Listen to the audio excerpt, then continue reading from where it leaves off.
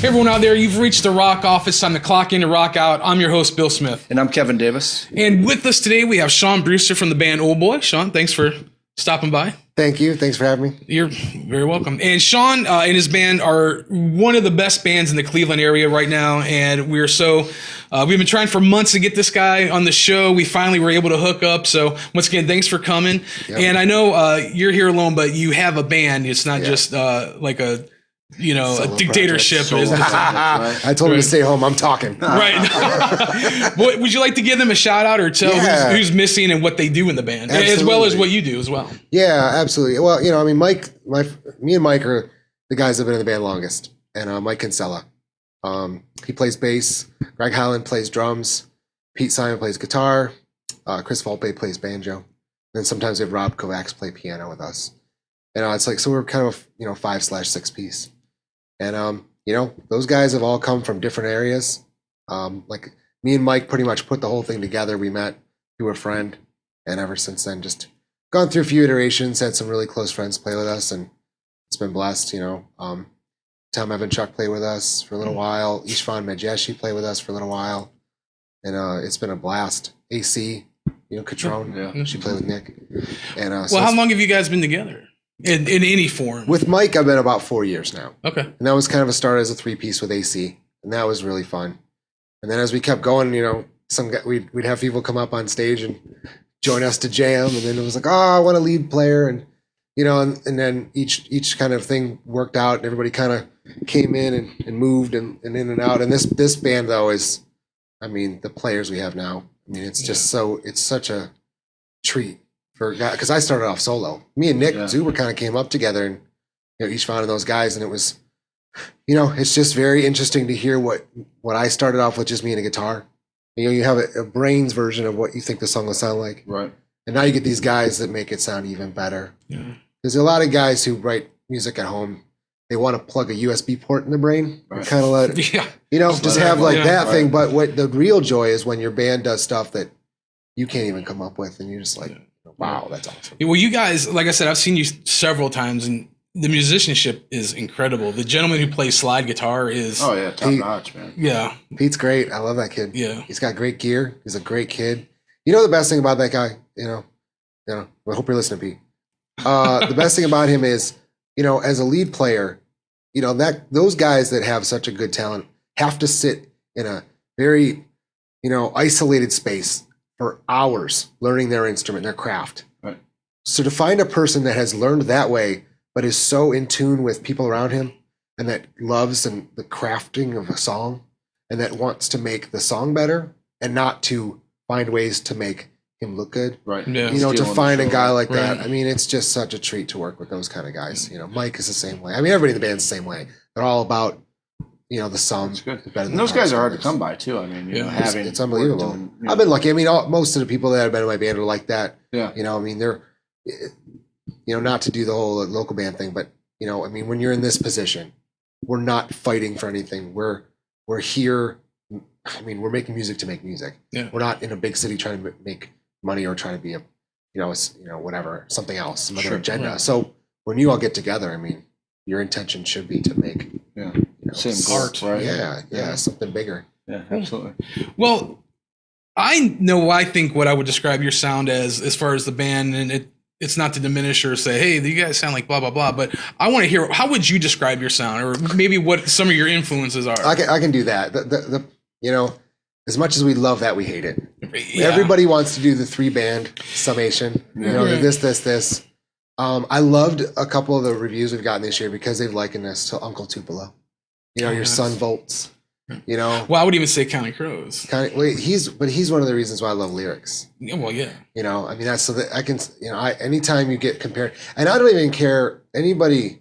You get the Mumford and Sons thing, or you get because you have just because you have a banjo. But it doesn't matter because you get these bands and anybody that's successful. I don't care.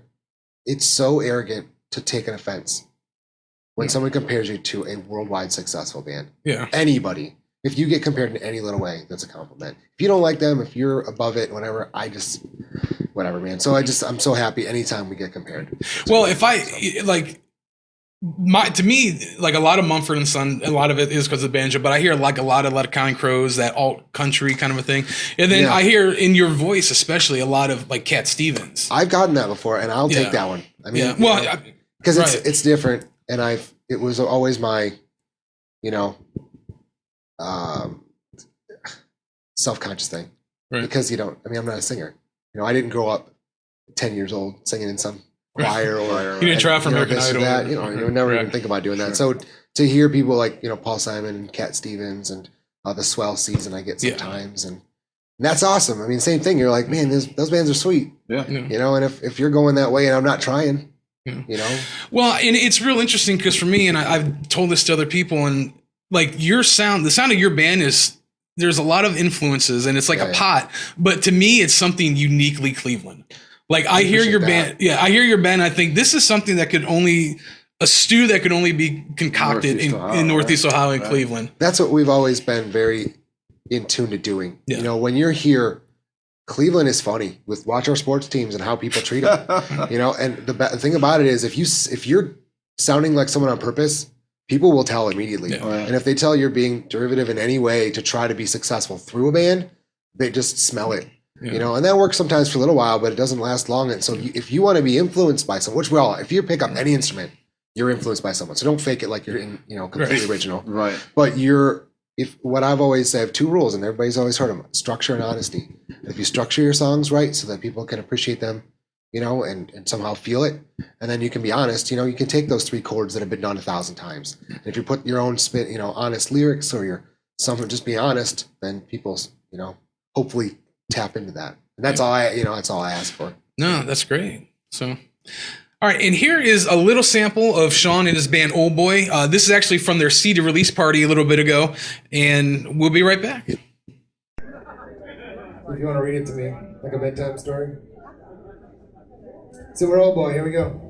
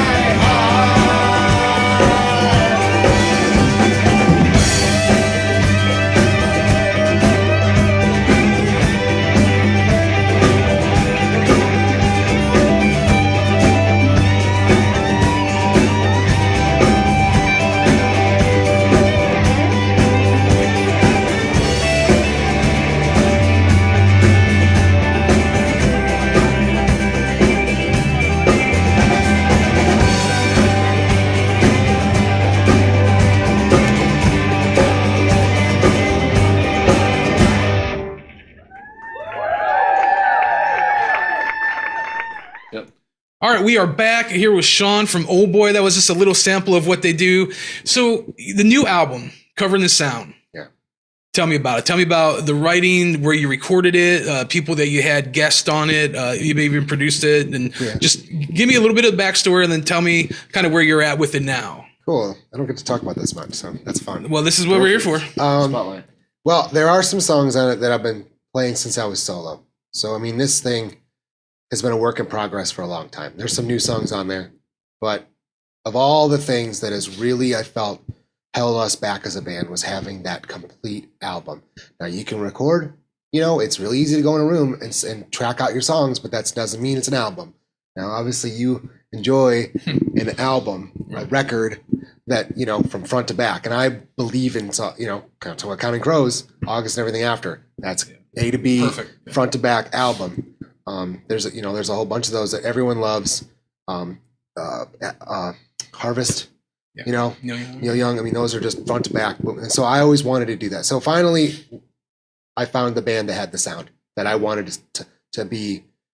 And I set it out and said, I want something for posterity first. There's no intention. There's no agenda. There's no motivation for anything other than this thing that I want to be proud of with my babies, my songs that I've written, for all these years. I have new ones because I wanted the band to be able to buy in. And a couple of the songs that were new, the song Drive and the song Run. Great song. Oh, I love that song. Yeah. Those ones were the two. And it was funny because I felt like the album was good, but until Run came along, that's when it really was like, this has to be done now. Talked to a few people, and I finally hooked up with Adam Corbismeyer. He used to work at Annie Up down in Cleveland.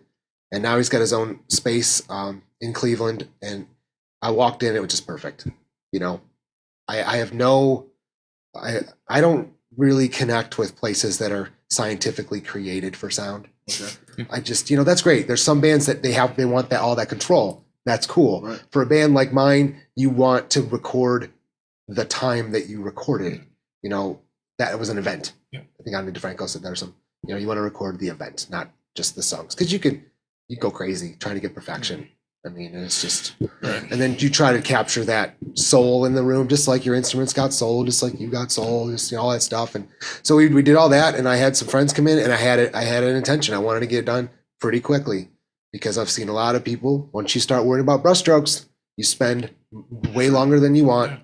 And so I had about a month of recording, and then about a month of mixing, and called in on my friends, and we just laid stuff down. My friend Jenna, I think, was the biggest surprise out of anything. The one that changed the album the most was Pete. Pete brought in gear that I just never even expected. He's a gearhead, man. He's got all these boutique amps and nice. And so he obviously deep pockets for that too. I don't know what he is, man. He's obsessed. It's crazy. But he's got all, so that actually we shouldn't have had that good of guitar sound for a band like mine and the budget we had. Having the drums on the album.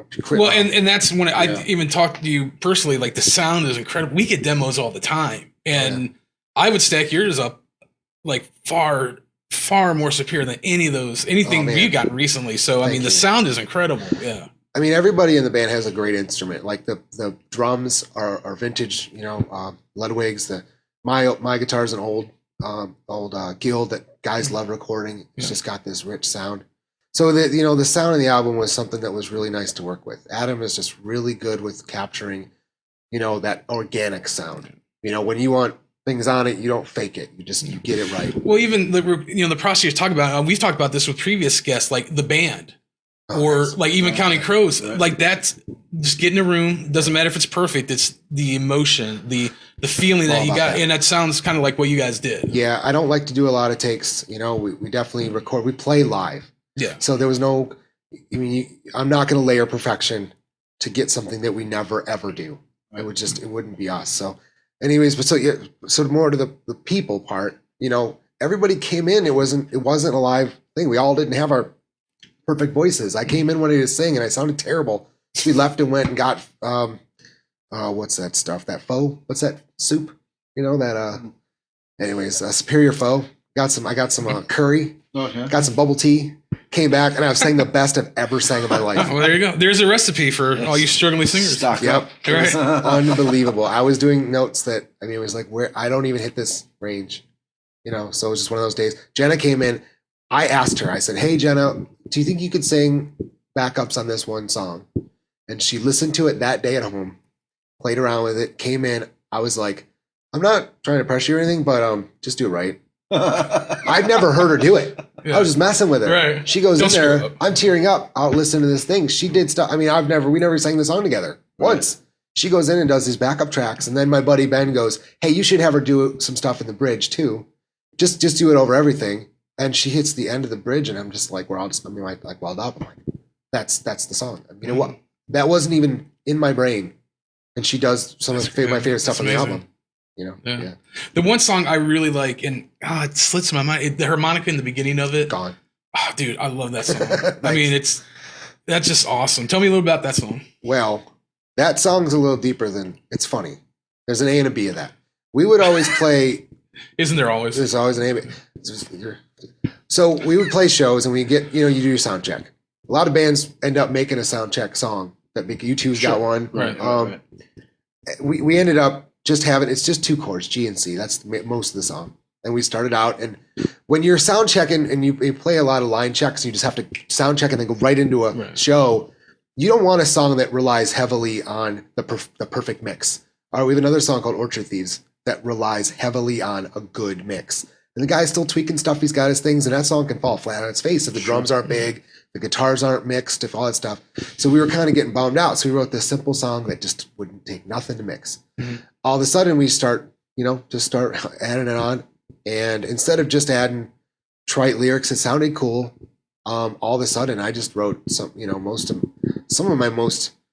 I took like basically 3 people that, either just affected me the most in my life, like my best friend, my father, and my mother, and put those people in a song and basically just kind of mentioned, in a little bit of cryptic lyrics and stuff just so you don't have to know, you don't want to hear my sob story. Yes, we but do. you know what I'm saying? But you want to picture your own things and stuff. That's my thing. I want to invite you into my house, but I don't, I don't want you to mean something just, to everybody on their own. Yeah. You paint a little bit of the picture, but you picture the rest, Right. But so that song is, every time I sing that song, it's a little difficult, but it's a blast.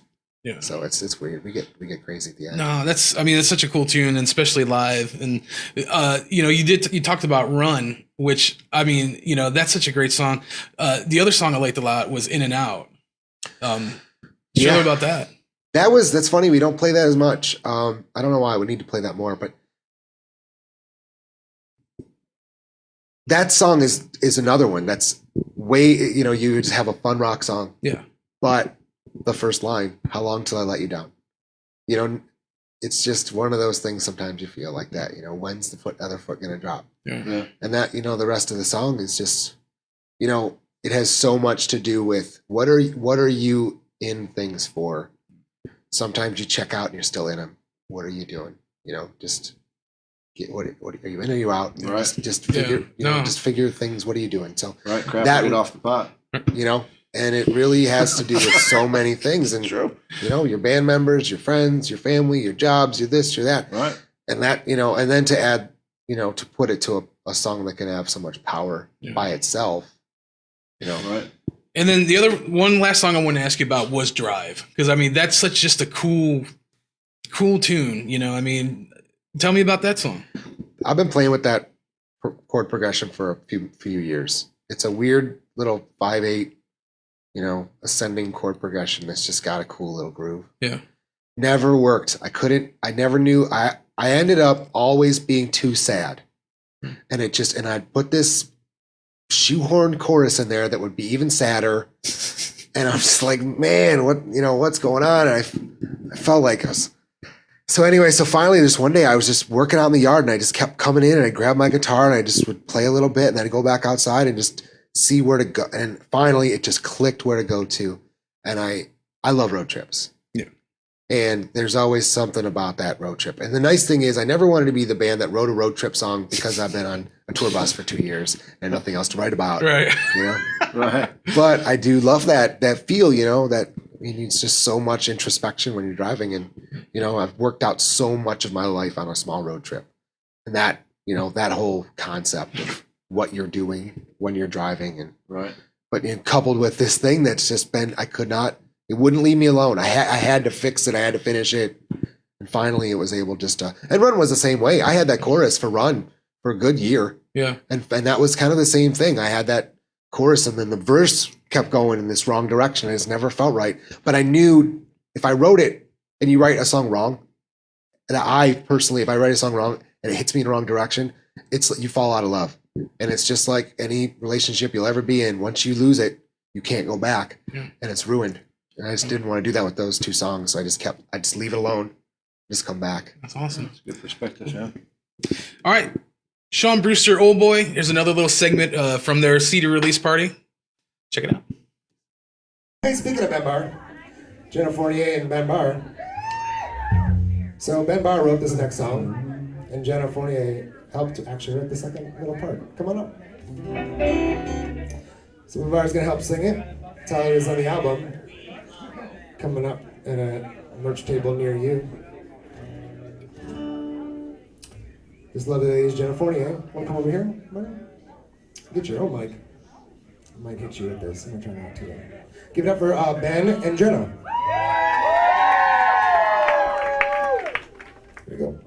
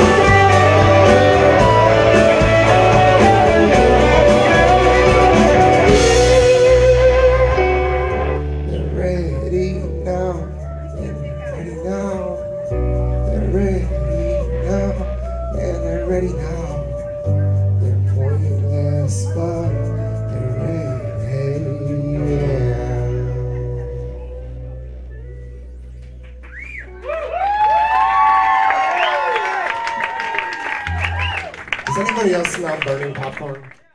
All right, we are back. Shawn from Oldboy, a little bit of their CD release party from a little bit ago. So, Shawn, what's on the horizon for you and the band? Are you going to record anything? I know you mentioned a couple of little side projects. Are you allowed to share any of that kind of stuff with us? Well, yeah, top secret, man. Well, we get that sometimes. We're Really? like, bums the word. Oh, We had, yeah. That's funny. We won't People go to- trust us, just not trust us to give them. Hey, man, it's just us. Right. It's just shh. Right. I'm not going to record anytime soon the band. As Oldboy. Okay. My big rule is, I know that major labels have restrictions about what having to put out albums in a certain time. I don't want to put a stigma on the word local band, but don't make music just to make music. Right. Is kind of one of my rules. Yeah. Because if you're at a spot that you don't have $100,000 whatever, but big budgets to push your music, then you better have something good to put out there to draw people to. Yeah, So I take your agree. time, make a good song, and then put it together, make an album. But there's no reason to rush it. You're gonna connect. Right. That said, I'm always writing songs, and if they don't fit with the Oldboy sound, then I have solo stuff, and then kind of what you were hinting at is the fact that I am working with the Jenna Fournier, who's in the band Nights, which is a great album. They just released recently. Little plug. Yeah. Ding ding. We're gonna do a little thing, and might do a little EP. A little 5 to 7 songs. Oh, cool. Lot more mellow stuff. I've always dug the 4-track sound. Yeah. I'm not gonna sit there with a 4-track, but that's just simple, organic, in a room. Not real drums sound. That you can make with technology nowadays. With an iPad or the laptop. I mean, you can make these killer albums that, Bon Iver, that his album that blew up the world was nothing. I mean, that wasn't nothing. It was great, but he just made it in a cabin, and that's the sound. It wasn't pristine by any means, but you connected to it. It was a great sound to that album. And so I'm excited to do that stuff. I mean, we just like working together creatively. We always are bouncing stuff off. My other friend, Benjamin Barr, all three of us just love getting together. He does a lot of more film. She's more like, she's not more, but she's art, like little painting, and then the band musically, she also does a little film, a little acting. So, I mean, we all just get together and we're always bouncing stuff off each other, and you got to keep your stuff sharp, your sword sharp. Yeah. So I'm not going to, refrain from writing Oldboy songs, but as the band comes to, your summer, you want to go out and you want to have fun. I've always talked about writing in the winter, living in the summer, and then writing about it in the winter. But if a song pops up, I'm not going to stifle it. Right. Cool. It kind of, what you're talking about reminds me of a band I've recently discovered called Shovels and Rope. Oh, yeah. They're awesome. Yeah. Totally kind of the vibe I get from what you're talking about possibly doing. So yeah. cool. Yeah, I heard actually, that's cool. Yeah, they're awesome. But that process, I mean, that formula, it's like food. If you keep food, the higher end food you go, the more simple it is. And you can find really high end food that's really complicated, but the more you get, it's all about simplicity and getting exactly what you want from what you're doing. Yeah. Craft. The more you craft, the more fine that laser point's going to be. And it's nothing said about broad strokes. I mean, there's a time and a place for that, but when you two wrote their album, I think it was Joshua Tree. I think they wanted each song to represent a feeling from a movie. And I love that.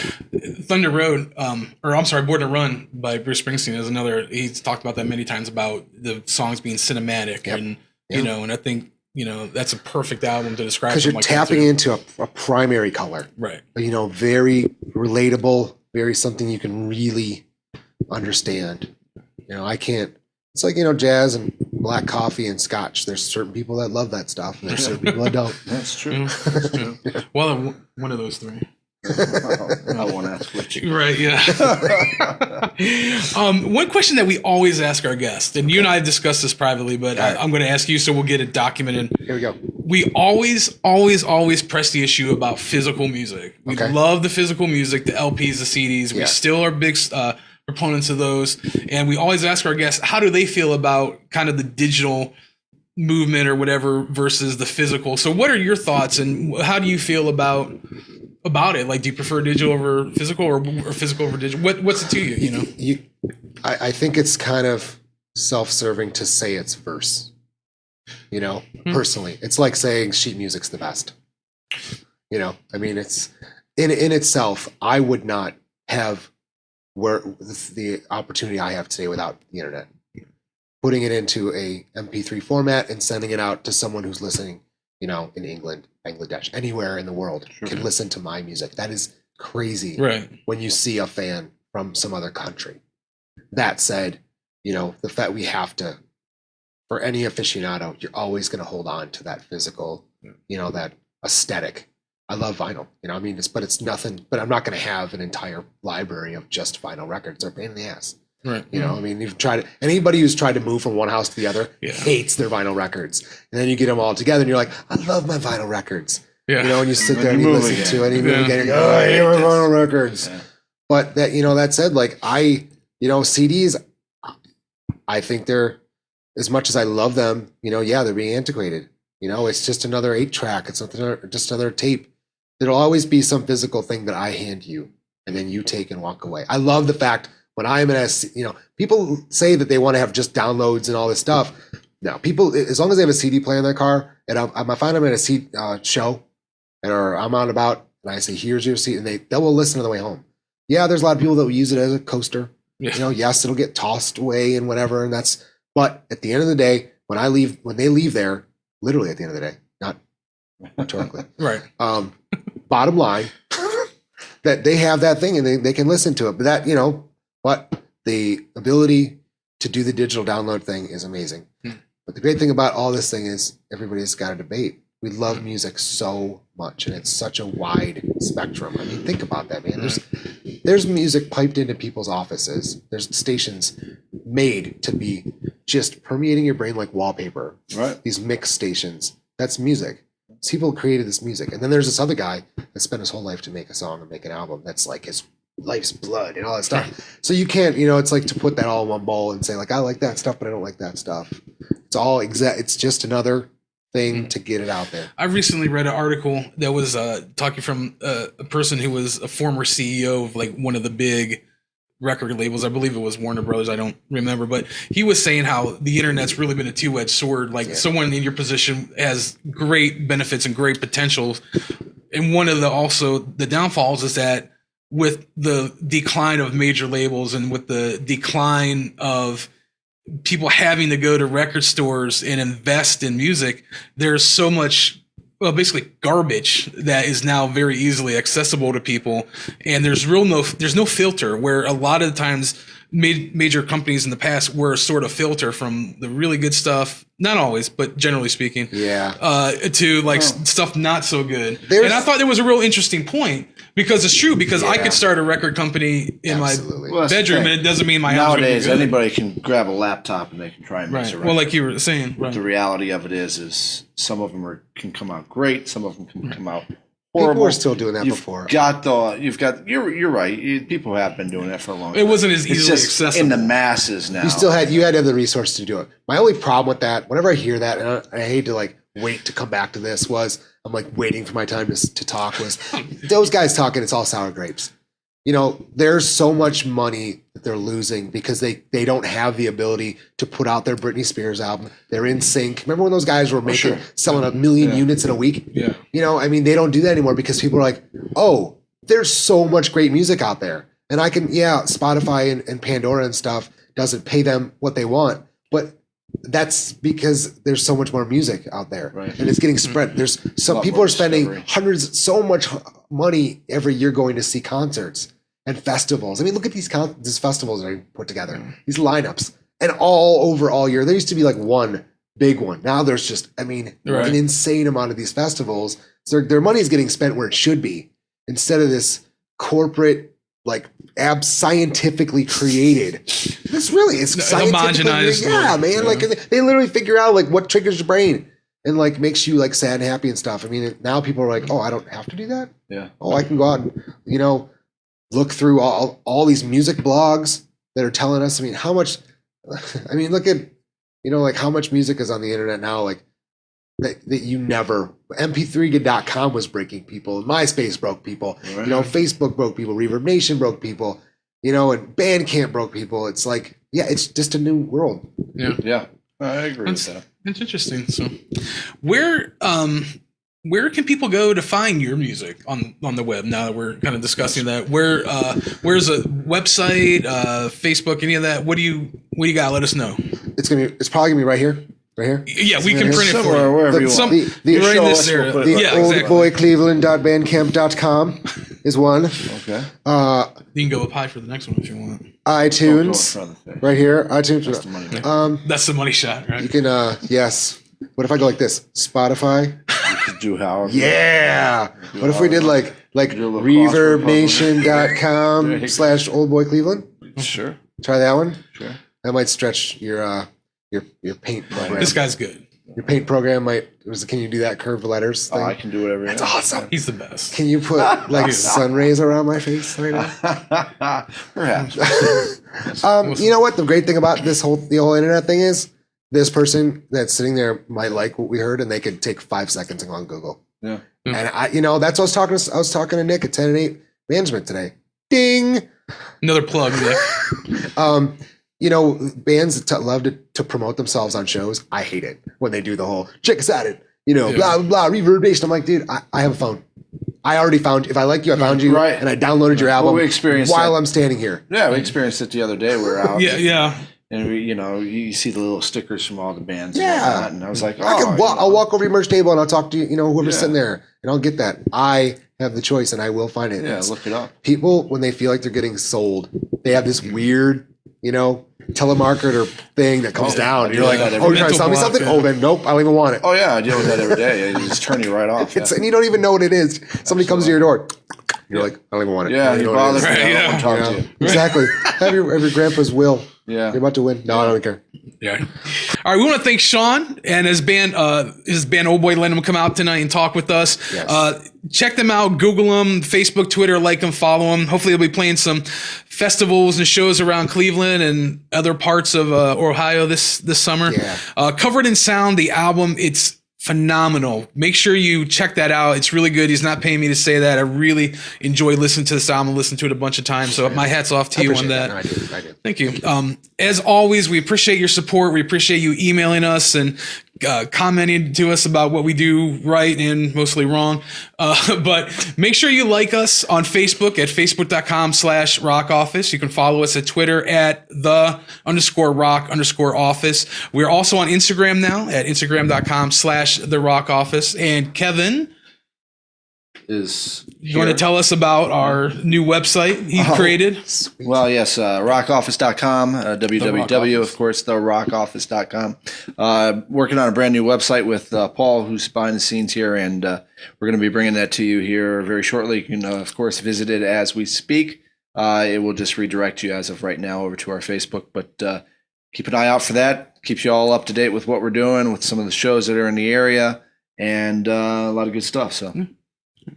So, as always, remember, support your local independent record store by buying the physical copies of music instead of digital download. And we will see you next time on The Rock Office. Take care. God bless.